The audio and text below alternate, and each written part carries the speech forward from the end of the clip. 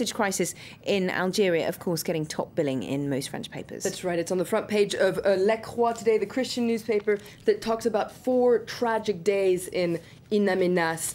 Now, in their editorial, La Croix points out that this violent raid on the part of Algeria has raised a lot of questions and drawn a lot of criticism abroad, mainly in Europe, the US, and in Japan. Criticism for this lack of information, for very heavy-handed intervention. Now, La Croix points out that France has decided to back Algeria's intervention and say that they fully supported it because, according to La Croix, France needs to make sure that it's brushing Algeria the right way because it needs Algeria's help in their intervention in Mali. But La Croix says that France is betting a lot, putting all their chips in one corner to support Algeria in such a way. Sticking on the hostage crisis, according to an article in Le Parisien, there was at least one French citizen that was who was among the terrorist hostage takers. Now, Aujourd'hui en France is quoting police sources saying this, and they say that he was reportedly killed during the Algerian army's raid. Now, the government hasn't confirmed whether or not this is the case, but according to Aujourd'hui en France, not very much is known about this man. For instance, his name doesn't come up in any wanted lists, but according to Aujourd'hui en France, this is an indication that he perhaps was in the area for quite some time.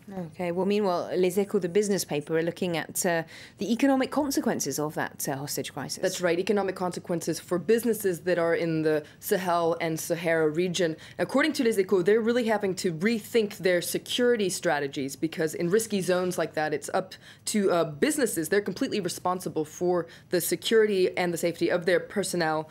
So this means cross-checking the loyalty of local employees, of making sure that any kind of routes they use are safe. It also means stepping up any personnel they have to protect their employees, and this is often private security agencies. But the article points out that it's very hard to arm these private security agencies in the area.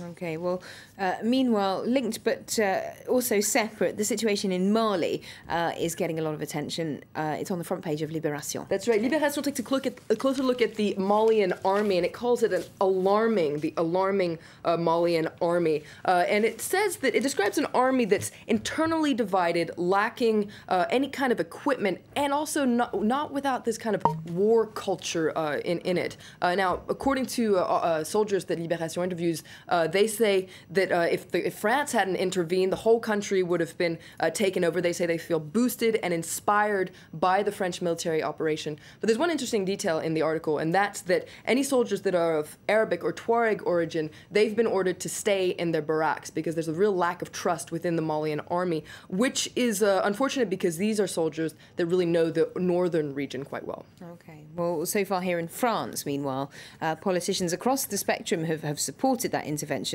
so far. So far, according to an article in Le Figaro, this kind of political consensus is disintegrating. It says that the sacred union will have lasted just about a week, but dissonant voices are starting to make themselves heard on the right and also on the far left.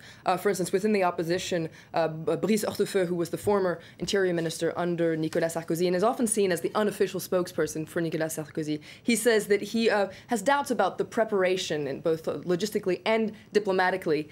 So according to this article in Le Figaro, this is a way to have Nicolas Sarkozy's own criticism be heard and this feeling that France is isolated. Other people say that they feel like there's no real clear strategy and their fears that France could be entering this kind of uncontrollable spiral.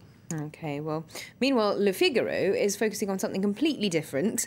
France and Germany are celebrating the 50th anniversary of the signing of the Élysée Treaty. You'll have to tell us what that is. That's right. The Élysée Treaty is a friendship treaty that was signed in 1963 to reconcile the two former foes. It's on the front page of Le Figaro that says that Franco-German friendship is out of order. François Hollande and Angela Merkel are going to be meeting in Berlin, and according to Le Figaro, their meeting is going to be marked by economic and diplomatic tension. But Le Figaro points out that this friendship treaty is a very important one, both for France and for Germany. Okay, and just very quickly to finish, the snowy weather also getting some attention. That's right. There's some great photos in Aujourd'hui en France website if ever you want to go take a look at just how beautiful Paris was over the weekend. Here's my favorite one. This is the man being pulled by his dog on a snowboard. There's also some little kids that got very creative and all piled up on a snowboard. There you see them making their way down an avenue near the Arc of Triumph. So do check out Le Parisien. There's some beautiful photos. Oh, Paris does look lovely in the snow. Thank you very much indeed, France, for that look at today's papers. Well, let's get a reminder now of our top stories this hour here on France.